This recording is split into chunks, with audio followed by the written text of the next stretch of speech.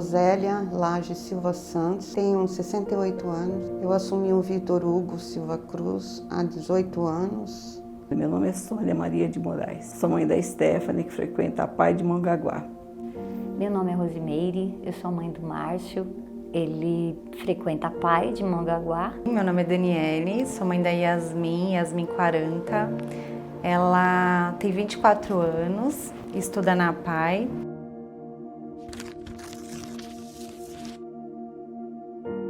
Foi uma coisa incrível.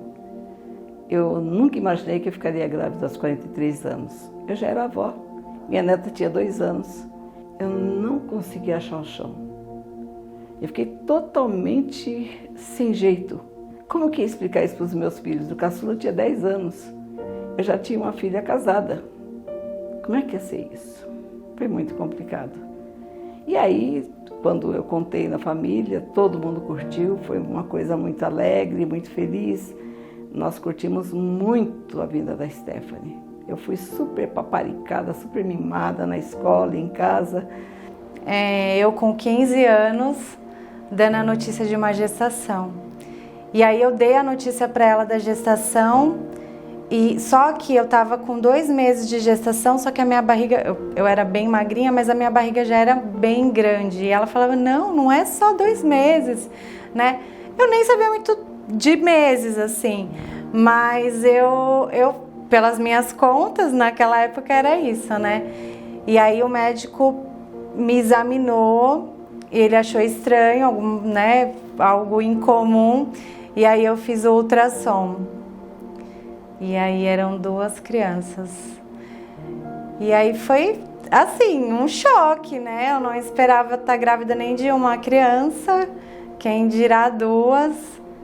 Mas eu posso falar que ali nasceu uma mulher já, assim, porque eu sempre fui muito maternal, desde dos meus irmãos, né? Eu sempre tive muito essa parte materna aflorada. E ali eu abracei a causa e eu procurei entender dentro daquela minha imaturidade, né? Não tinha noção, com certeza, do que seria, mas eu fiquei feliz. Eu fiquei feliz de estar grávida.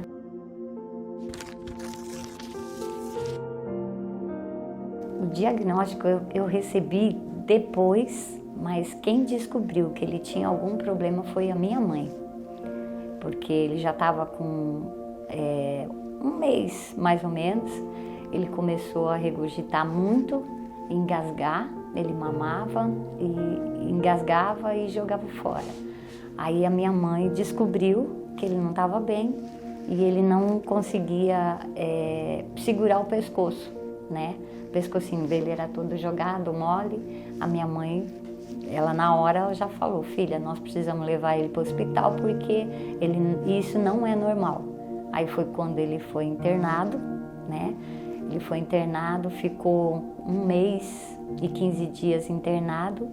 Aí foi aonde descobriram que ele estava com desidratação, com 1 mês e meio. Aí com 1 mês e meio ele teve 3 paradas cardíacas, faltou oxigênio no cérebro e aí me encaminharam para a CD. Quando ele estava mais ou menos com uns 2 meses, 2 meses e meio, foi quando eu consegui a consulta. E aí lá no médico ele falou para mim que ele tinha paralisia cerebral parcial. Para mim, naquela hora eu fiquei assim, confusa, porque eu não sabia o que era. Depois é que eu fui vendo o que era, né?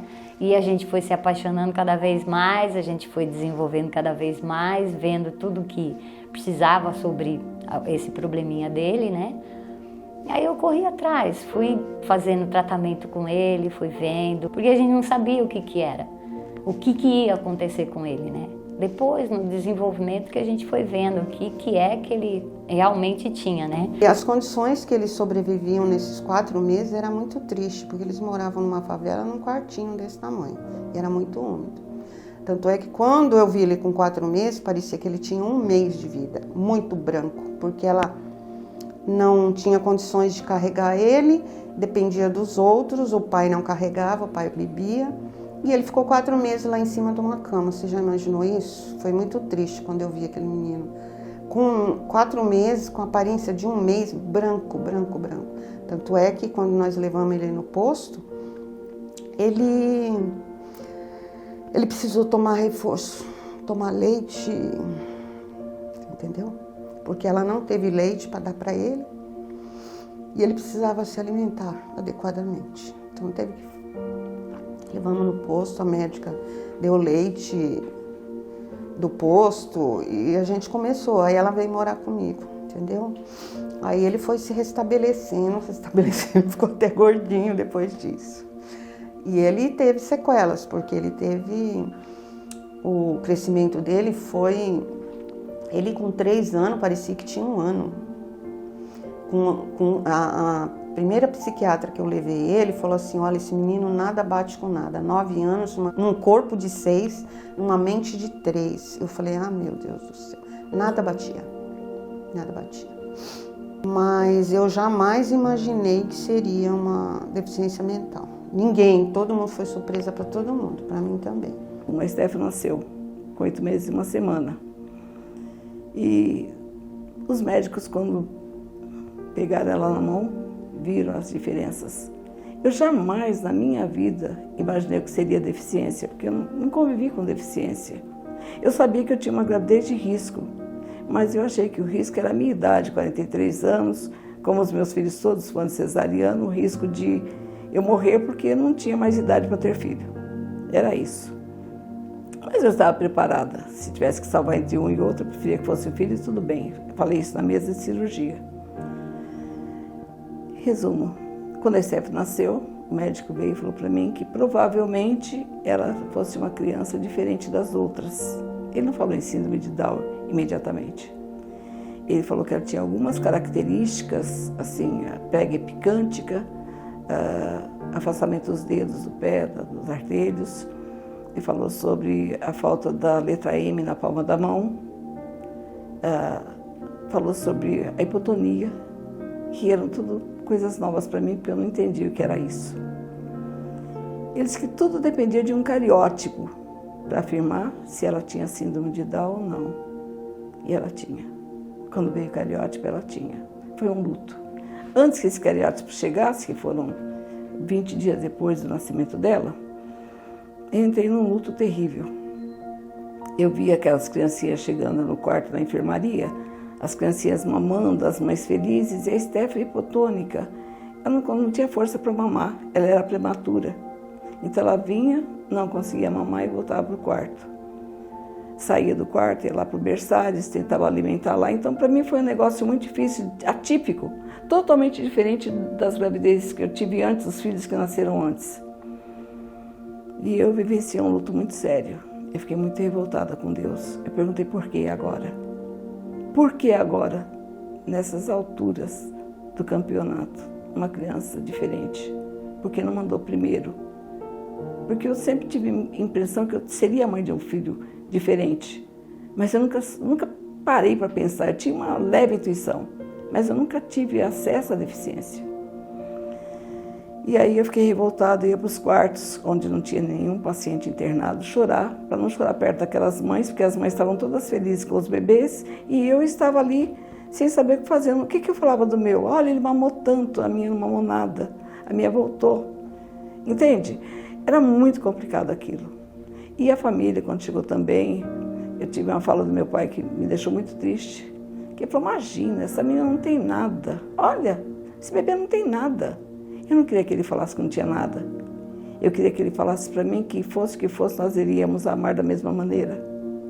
Eu não queria ser confortada, eu queria aceitação. E eu não percebi essa aceitação. Eles tentavam mudar o foco da minha tristeza. Eles não queriam assumir que a criança veio com diferença e que eu tinha que entender que ela era uma criança como outra qualquer. Mas eu sabia que não era. Só não sabia o que era, na verdade. Eu não sabia que tipo de situação estava ali, como eu ia conviver com isso, o que eu faria com essa criança. Eu estava despreparada. Aí, 5 dias depois, enxuguei minhas lágrimas, arregacei minhas mangas e trouxe a Steph até aqui. porque elas nasceram, né, prematuras. E aí, com 7 dias, ela teve um pico de febre, né? Que foi o que foi passado para mim naquela ocasião. E ali já começou o meu processo de receber esse diagnóstico, né? Porque eu não entendi o que aquilo significava, mas eu sabia que era muito grave. Só que ali, naquele momento, a minha maior preocupação era ela ficar viva. Era aquilo que eu queria, sabe? E aí eu não queria saber qual seria a sequela. Eu nem sabia quais sequelas poderiam acontecer. E eu não aceitei. Na verdade, eu não aceitei a possibilidade dela não sobreviver. Tanto não aceitei, né? E eu orava todo dia para Deus, que no dia que eles ligaram, a Yasmin ficou 26 dias internada dentro da UTI neonatal. E teve um dia que eu ainda não tinha tocado nela, porque ela estava no isolamento, né? Porque eu tinha a Letícia, que eu amamentava, então eu não podia ter esse contato com a Yasmin. Eu tive o contato quando ela nasceu e depois eu não tive mais. E eu lembro que numa tarde minha mãe foi fazer a visita e ela chegou arrasada. Só que naquele momento eu estava dormindo com a Letícia e aí eu desci e eu parei com a minha mãe com a Bíblia na mão e ela falando assim: filha, a Yasmin não vai morrer. Assim, com uma convicção, sabe? Ela falou assim: eu tenho certeza, Deus não vai fazer isso com a gente, ela não vai morrer. E eu peguei aquilo com toda a fé do mundo, eu peguei e falei: Senhor, eu acredito nisso. Só que aí ligaram do hospital. E aí ligaram do hospital e falaram primeiro com a minha mãe.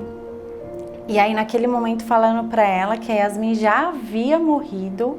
Olha só como foi a notícia. Mas que ela ainda estava nos aparelhinhos porque ela estava entubada e que era para mim ir ver, né, fazer a visita, né, para que eles desligassem, né. E aí só que naquele momento que minha mãe falou aquilo para mim, eu acreditei naquilo, com toda a minha fé. E eu falei: eu vou, né, e eu fui arrasada, né, foi a viagem mais longa, de 15 minutos mais longa da minha vida. Só que eu cheguei lá, eu me paramentei, né? Eles me deram as coisas para me paramentar, entrar na UTI. Aí eu cheguei, era um nenezinho, era um micro neném, né? Porque ela era muito pequenininha. E eu lembro que ela estava bem branquinha. E aí eu falei: eu quero tocar nela, eu preciso tocar na minha filha, né? Pelo menos uma vez. E aí ele falou: não, pode tocar. E aí eu peguei, toquei nela e ela começou a chorar. E o médico, ele não acreditou, ele veio ver o que estava acontecendo. E aí ele falou: nossa, eu não sei o que está acontecendo, né? E eu falei assim: a minha filha vai viver, é Deus, é um milagre, vocês podem não acreditar, mas eu acredito que Deus me devolveu ela hoje. E aí ele falou assim: olha, eu não sei ainda o que está acontecendo, mas a gente vai examinar e você vai ter uma posição. A Yasmin saiu daquele hospital uma semana depois. Uma semana depois ela estava nos meus braços e hoje ela é essa menina de 24 anos que a gente, né, claro, no meio desse caminho teve muitas lutas, mas Deus me devolveu ela naquele momento. Eles tinham decretado a morte dela, mas naquele momento Ele me devolveu ela.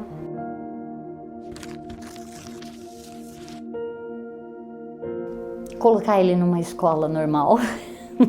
Normal assim, né? Porque eu tenho muito medo de alguém fazer alguma coisa de mal para ele. O meu medo maior é esse. Eu não deixo ele muito tempo sozinho, que eu tenho medo, né?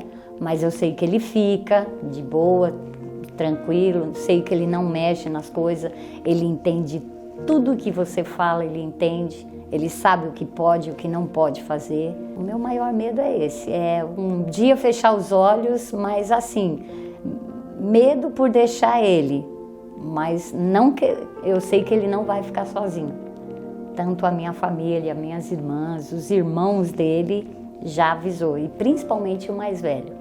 Meu filho mais velho já falou: mamãe, o dia que você fechar os olhos, o meu irmão vai ser meu filho. Então essa preocupação eu não tenho, dele ficar sozinho, né? Eu sei que ele vai sentir a minha falta, mas é a vida da gente, né? Eu não tenho medo.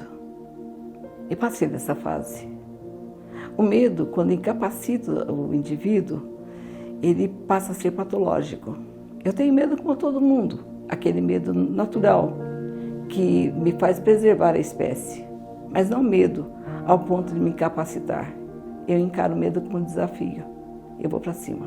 Eu tenho outros questionamentos, assim, que tem me pegado muito, assim, dela me questionar se ela não vai casar, se ela não vai trabalhar, por que ela não pode fazer faculdade. Isso tem me... Na verdade, naquela época eu nem imaginava, né? A gente não imaginava nisso, né? Eu lembro que eu sempre falava: meu Deus, eu nunca tive ansiedade da Yasmin aprender a ler, escrever. Eu sempre deixei muito o tempo dela, mas sempre corri muito atrás da reabilitação dela, porque eu lembro que, apesar de ter estudado, de ter me formado, era tudo muito voltado para Yasmin, né? Na melhora do dia a dia dela, né? Então, assim, eu queria que ela fosse feliz, sabe? O meu desejo é ela ser feliz. E eu vejo que hoje tem umas situações que não é mais como antigamente, que eu podia abraçar ela no meu colo e tava tudo bem, sabe? Hoje eu já vejo que tem outros questionamentos que já não é mais o meu controle. E eu sei que daqui pra frente vão ser novos desafios, né? Mas eu acho que a adolescência e a fase adulta de uma pessoa que tem necessidades especiais, principalmente para a mãe, assim, porque você vai avançando e aí você vai ficando mais velha e você vai pensando: meu Deus, aí os medos vêm, se eu faltar, quem vai cuidar dela, né? Eu tenho uma coisa assim com a Yasmin, por exemplo, a higiene dela, a escovação dos dentes. Então eu já fico pensando que ninguém vai cuidar como eu, né? E que ela não tem essa condição. Por mais que eu tenha lutado, e eu sei que a gente ganhou muito, assim, pelo diagnóstico que ela teve na época. A gente conseguiu ganhar muito. Ela é muito independente, apesar de ser dependente, sabe? Se comparar com o que poderia ter acontecido. Mas hoje o meu maior medo, assim, é dela não ser feliz, dela ficar triste e eu não poder ajudar ela. Ele ter surto, porque é muito ruim. Fico rezando o tempo todo para ele não surtar. Eu aguento qualquer coisa, mas surto, nossa. Eu adoro planta no meu jardim. E a primeira coisa que ele faz é mexer naquilo que eu mais gosto. Ele vai, arranca a planta, joga a vassoura, tudo. Eu tenho as minhas coisas. Madeira, tudo que eu faço artesanato. Ele quebra tudo. Não por isso, não pelas coisas. Meu maior medo é ele surtar e me machucar de vez, de verdade. Porque eu já tive, assim, pedindo extrema-unção. Já tive. Vou falar pra você. Várias e várias vezes. Já tive. Pedindo a Deus que me levasse. Sabe? Aí teve uma vez que eu falava: você quer me matar? Então olhei bem no olho dele e falei: então faz, acaba aqui agora, eu não aguento mais. Ele saiu. Olhei bem no olho dele, ele saiu. Saiu porta fora. Então meu maior medo é o surto. O surto é a pior coisa.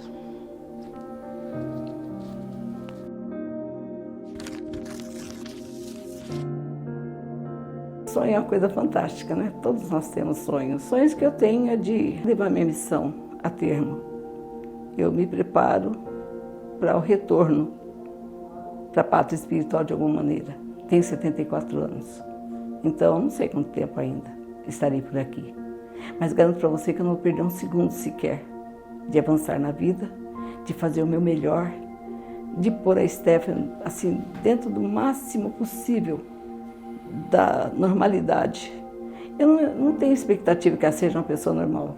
Eu quero que ela seja respeitada, que ela tenha autonomia. Cuido dela da melhor maneira possível, que eu não preparo a Stephanie para mim, eu preparo a Stephanie para a vida, para quando eu não for mais, para quando for só ela. Esse é meu sonho, concluir minha missão. O meu sonho era ver meu filho andando, melhorar tudo que ele passou antes, que era uma convulsão atrás da outra. Eu vivia com ele mais em um hospital do que em casa, né? De pequenininho, de nenenzinho, com 1 ano. Ele começou a andar, ele estava com 9 anos, quando ele deu os primeiros passos dele. O sonho era ver ele andando e mais ou menos entendendo tudo. Hoje eu sei que meu filho, ele entende tudo, ele pega as coisas muito rápido, até mais rápida do que eu. E o meu sonho é ver ele casado ou namorando. É isso que é o meu sonho com ele, é esse. Como mãe, o meu maior objetivo era esse, era ver elas felizes, né? Elas crescerem. Se eu pudesse proteger elas de tudo e de todos, com certeza eu faria.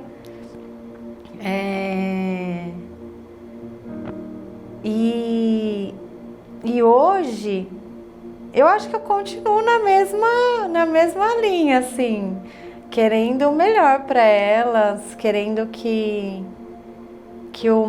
né, claro, eu gostaria que tivesse um mundo bem melhor aí fora para que elas tivessem, né?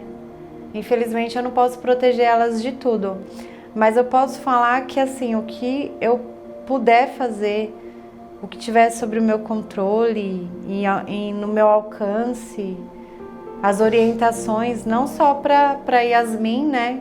Mas para Heloísa, para Letícia, para o Daniel, o que eu puder fazer, eu vou fazer.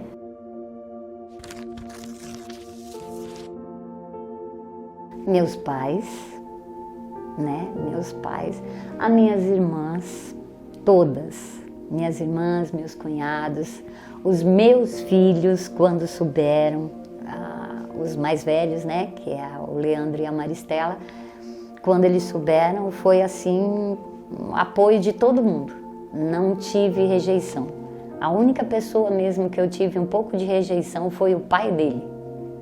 Foi o pai dele, eu não tive todo o apoio que eu precisava na hora. Mas quem ia para a médica comigo era minha mãe. Quando não era minha mãe, era meu filho mais velho. Quando meu pai era vivo, meu pai não deu muito, porque meu pai foi mais quando ele era bebê. Aí, hoje, dia 21 de abril, completou 40 anos que ele faleceu, né? Então ele pegou o Márcio bebezinho. Foi pouco tempo. Foi quando ele estava crítico mesmo, na fase dele de uma convulsão atrás da outra, meu pai acompanhou só isso. Mas a minha mãe era direto comigo. Mas o apoio era todo a minha mãe e minhas irmãs. Nunca me senti sozinha. E até os meus vizinhos que eu tinha me apoiavam. Quando eu precisava, eu sempre tinha um do meu lado. E os avós da parte do pai me ajudavam, mas não foi tanto. Não foi tanto. O meu apoio mesmo maior foi a toda a minha família inteira. Nossa, minha mãe, enquanto ela esteve aqui com a gente, ela foi a minha base, né? Meu pai é meu herói. Eu falo que ele consegue, e ele mimou muito a Yasmin, viu? A Yasmin teve época, ela estudava numa escola lá em São Paulo que chamava Sagrado Coração de Jesus. E a equipe multidisciplinar chamou ele lá para conversar, porque ele era muito protetor com a Yasmin. E meu esposo também, que é um presente, assim, que acolheu as meninas, né? As gêmeas, eu já tinha as gêmeas quando eu casei com ele. Ele também me dá um suporte muito bom, assim, em todos os sentidos. A Letícia, ela veio já com uma missão na vida, né? Minha filha já é uma guerreira, assim. Ela já vem com isso também, ela é muito parecida comigo, né? E meus irmãos também. Minha irmã hoje mora lá no Japão, mas ela também, eu sei que eu posso contar com ela, meu irmão. Então eu tenho uma boa base e eu procuro educar tanto a Letícia, que viveu mais isso comigo, porque ela viveu ali na pele, né? Ela cresceu junto com a Yasmin, então ela viu todas as dificuldades. Mas a Maria Heloísa, o Daniel, ele é pequenininho, mas a gente fala, ajuda lá a Miminzoca, que ele chama ela de Miminzoca. E ele já vai lá dar a mãozinha para ela, então ele já entende que tem que ter um cuidado com a Yasmin, com a irmã. Então é nisso, assim, eu tento passar todo o amor que eu posso para eles. Eu tento passar tudo aquilo que deles se colocarem no lugar dela, né? Deles entenderem que um dia eu posso não estar aqui, mas que os cuidados vão ter que continuar, né? A escovação de dente, o banho, né? Vai continuar, ela vai continuar tendo as mesmas necessidades, né? Então eu procuro com amor e sempre tá feliz, sabe? Não deixar isso ser pesado, porque eu acho que quando a gente faz de uma maneira pesada, sabe? Porque a gente cansa, como a gente cansa. Às vezes a gente não quer. Tem horas que eu me pego assim, eu falo, meu Deus, por mais que eu amo ser mãe e eu não reclamo, mas tem horas que eu canso. Eu canso de cuidar, porque eu cuido no meu serviço, né? Eu cuido em casa, então eu sou cuidadora o tempo todo, né? A enfermagem me trouxe isso e isso cansa. E aí o que você tem que colocar ali naquele momento, né? Do cansaço, porque o cansaço vem. É o amor. Você tem que lembrar por que você está fazendo aquilo, né? E também, se você não fizer, quem vai fazer? Né? Então eu tento passar isso para eles. Eu tento fazer com que eles entendam essa necessidade de olhar para ela dessa forma, sabe? Assim, que se eles não fizer, não vai ter quem faça e ela não vai conseguir fazer muitas coisas. Então eu tento passar isso para eles. Tento ser o mais assim sincera com eles.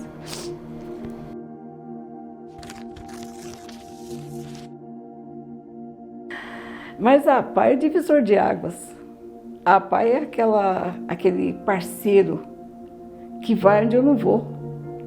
Porque são vários técnicos, a multidisciplinaridade da PAI faz com que a Steph tenha acesso a várias coisas que eu não poderia passar. E aí quando ela começou, nossa, foi um divisor de águas aqui na nossa história de Mongaguá, né? Porque lá eu me sinto acolhida, sei que vocês têm um amor por eles, né? Não só pela minha filha, mas por todas as crianças, eu vejo o cuidado, né? A gente percebe quando a gente vê que eles estão lá no final de semana, eles querem voltar para a escola, né? Eles não entendem que tem que ter um descanso, né? Então a gente percebe que é mesmo, que tem um cuidado, tem a parte, né, das clínicas também, que também dá todo esse suporte, né, da questão motora, a psicóloga. Eu falo que hoje eu não mudaria daqui, não. E um dos motivos é a PAI, eu não queria ir para outra, não. É tudo, a PAI, nossa, meu Deus do céu. E meu filho é a segunda casa dele. É a segunda casa dele, porque lá ele se sente muito bem, muito acolhido. E ele, meu Deus do céu, a PAI ninguém pode falar mal da PAI, principalmente para ele. A PAI é um apoio de tudo, né? Ele aprendeu a desenvolver muita coisa, então a PAI ajudou muito ele. E ajuda até hoje.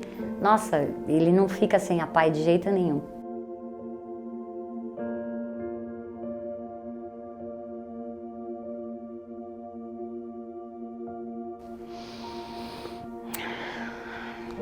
Vitor Hugo, desde que você veio morar comigo, você me ajudou pra caramba. você me ajuda. E eu te ajudo, a gente fala isso um pro outro. Eu te ajudo. Eu estou de pé por sua causa. Para te ajudar, para me ajudar e para te ajudar. Eu amo muito você.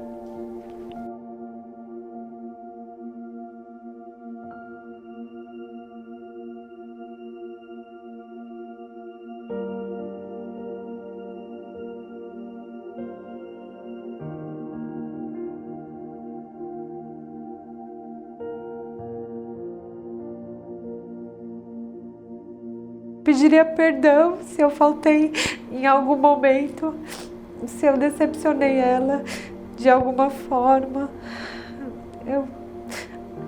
Eu só quero que ela seja feliz, sabe? A mamãe quer muito que você seja feliz, que nenhum dia mal chegue, que você não sofra preconceitos, eu possa estar perto de você sempre que você precisar,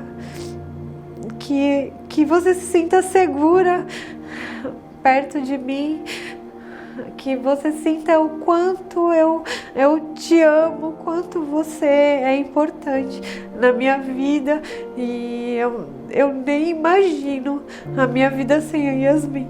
Ai, filhão, mamãe ama demais você, é tudo pra mamãe. Falar dele é a coisa mais...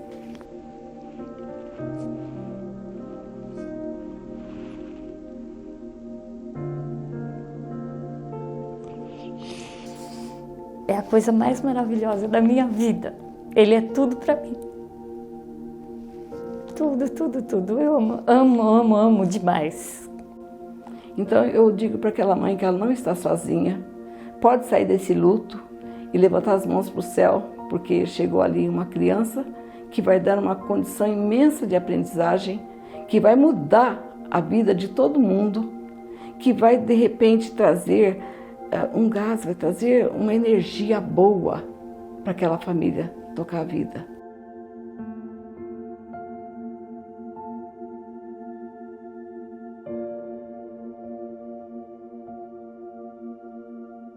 Vocês darem essa oportunidade para nós, né, de contar nossa história.